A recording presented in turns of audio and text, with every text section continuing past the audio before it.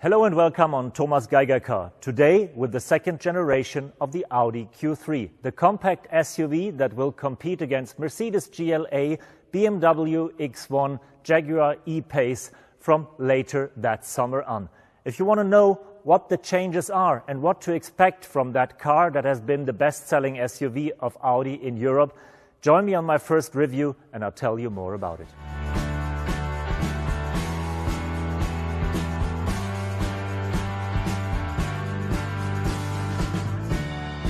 With the second generation, Audi gave the Q3 a more SUV look. It's a bit more rugged than before and it's grown up. And both comes especially from the new grille that Audi invented with the Q2. They call it octagon single frame because of its 8 corners. That gives the car more stance, more pride and a bit more aggression, especially in combination with the very slim LED headlights and a nicely crafted bonnet that is a bit raised compared to the outgoing model. And if you look at it from the side, the car is really muscular and focuses on its quattro technology with a big muscle over the front wheel and especially over the back wheel. And it has not only changed its form, it also has changed its format. The Q3 got 2 centimeters wider, it is 10 centimeters longer, and it's got 8 centimeters more wheelbase, something that really benefits when you sit inside the car. And that's what we're going to look next for.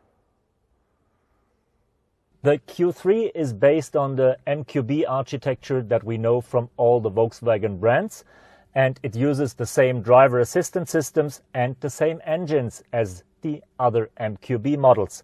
For Europe, that means mainly diesels, 2-liter, 150 and 190 horsepower. For the rest of the world, that means mainly petrol engines.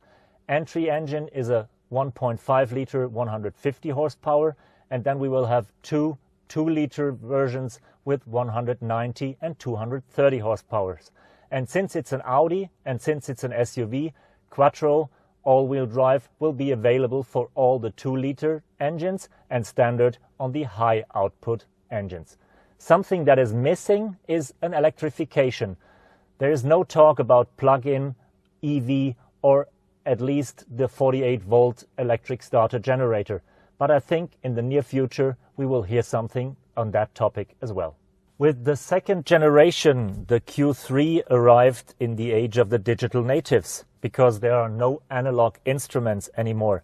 Digital cluster is standard. They have 2 different sizes with different software setup. For sure, we're sitting in the high-range model now.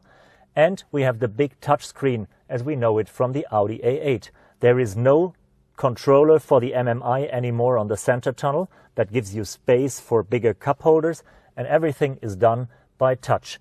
We have a perfect graphic processor. We have pretty sharp and pretty precise graphics, and you can use the car as you know it from your smartphone or from your tablet. Talking about smartphones, one small but very important detail: the Q3 is one of the first models on the market that not only has USB-A ports, but also has a small compact USB-C port. Pretty smart if you want to charge your future devices. The biggest benefit of the new size you will realize on the back seat, because the dramatic increase of length and wheelbase gives you way more comfort and flexibility in the second row. Maybe not for people of 1.90 m, but for older kids or your parents-in-law, it's the most comfortable seat you can get in that segment. And because you gain so much space, Audi installed a sliding rear seat. Both halves of the bench could be slided forward and backward for about 15 centimeters, and that gives you a lot of flexibility to balance between luggage space or legroom, something not every competitor in this class can offer. Audi has worked quite a lot on the versatility of the new Q3. Not only interior space for passengers and storage spaces for the small details on a long travel, but also the trunk has been increased dramatically.